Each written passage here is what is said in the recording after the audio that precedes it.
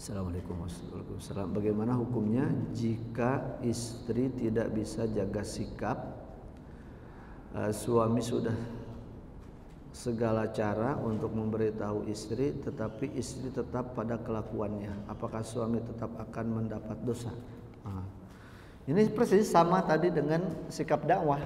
Ya, istri itu, ini kayaknya yang bertanya bapak-bapak ini. Istri itu tabiatnya ya, itu adalah bengkok. Itu tabiat istri. Ya, khuliqna, ya, kata Rasulullah, minad dila, mereka itu diciptakan oleh Allah dari tulang rusuk. Tulang iga itu, tulang rusuk itu nggak ada yang lempeng. Kalau lempeng namanya tulang kaki, yang gitu kan, gitu. Jadi kikil.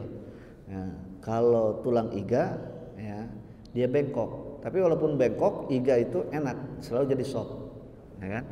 Nah, sop yang paling itu sop iga, ya kan? Nah, tabiatnya itu sudah begitu tuh. Maka kata Rasulullah SAW, ya, kalau engkau luruskan, ya, maka bisa jadi patah. Kalau kita meluruskannya, pengen instan, ya. Tapi kalau dibiarkan, ya dia akan bengkok aja. Sementara kita pengennya dia jadi lurus. Nah, ini seni jadinya untuk para suami. Disitulah tekniknya seninya berumah tangga. Bagaimana kita punya teknik bisa meluruskan yang bengkok tanpa patah, tanpa ada retakan, begitu kan? Bahkan mungkin kalau itu ada catnya, bagaimana supaya catnya juga nggak luntur gitulah, kalau kita analogikan dengan besi yang patah itu, yang bengkok gitu, ya. Maka kata Rasulullah SAW, rifqan bil qawarir, ya, rifqan bil qawarir. Hadis yang lain Rasulullah SAW itu mengatakan rifqan bil qawarir, hati-hatilah, ya, kalian, atau rifqan itu perlakukanlah dengan lemah lembut al qawarir. Qawarir itu gelas-gelas kaca, botol-botol kaca. Nah, jadi kalau kita mau membawa botol kaca, ya, itu mesti hati-hati, ya, sebab dia kalau ditaruhnya asal-asalan, ya, jatuh pecah, ya, kesenggol pecah dan seterusnya. Nah, maka mesti hati-hati. Jadi cara memperlakukan istri itu memang hati-hati, Pak, ya, hati-hati. Kemudian lagi banyak hadis-hadis yang semisal, tapi bukan berarti kita cuek, bebek, membiarkan dan seterusnya. Karena di antara wasiat yang disampaikan oleh Rasulullah SAW bahkan menjelang beliau meninggal dunia itu adalah tentang mereka. Istausu bin nisa'i khaira. Nah, selain urusan salat, ummati as-salat wa ma malakat aymanukum, itu di antara wasiat terakhir Rasul itu adalah di antaranya tentang mereka. Ini maksudnya mereka ini luar biasa ini, ya. Maka kata Rasulullah, istausu bin nisa'i khairal. Janganlah kalian untuk bosan-bosan menasehati kebaikan kepada perempuan. Kenapa ada kata-kata jangan bosan atau istausu bin nisa'i khairal? Karena kalau cuman sekali nggak mempan, Pak. Kalau cuman sekali nggak nerap. Kalau kata orang Sunda nggak nerap, kalau kata orang Betawi kagak nerap tuh kalau cuma sekali, ya.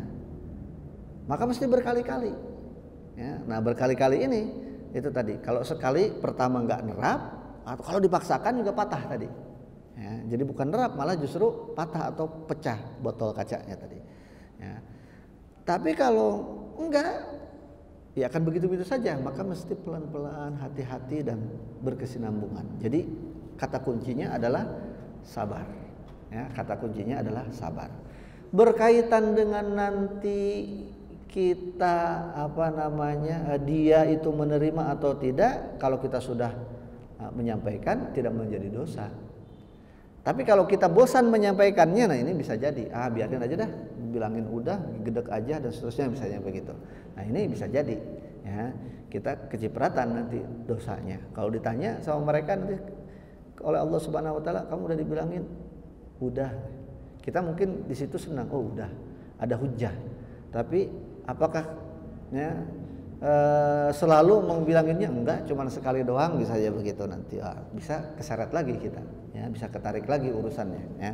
Karena memang kita tidak bisa, mereka tidak bisa atau tidak cukup sekali untuk membilanginnya.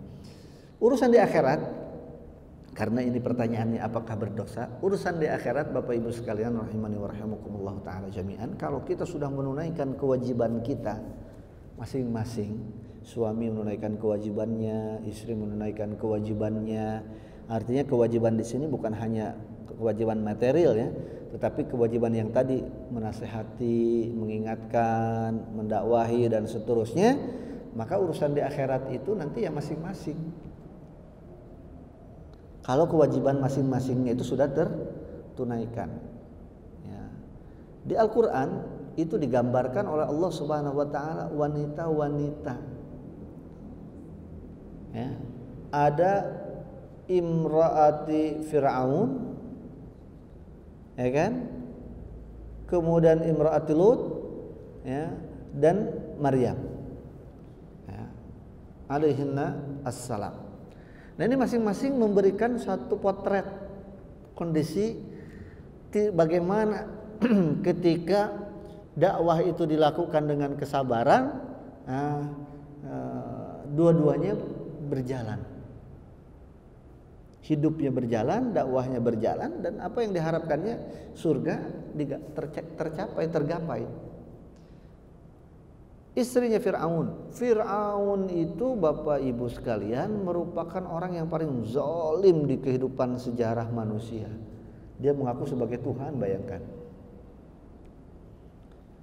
Tapi walaupun mengaku sebagai Tuhan, sejahat-jahatnya manusia, tetap ketika Allah menyuruh Nabi Musa untuk mendakwahinya, ya, dan saudaranya, maka dakwahilah dengan cara kaulan layyina, dengan lemah lembut. Ini poin. Nah yang kedua, sejahat-jahatnya Fir'aun, istrinya minta cerai nggak? Cerai nggak tuh istrinya? Tapi ketika Fir'aun divonis oleh Allah Subhanahu Wa Taala masuk neraka, apa istrinya juga kemudian masuk neraka? Tidak kan?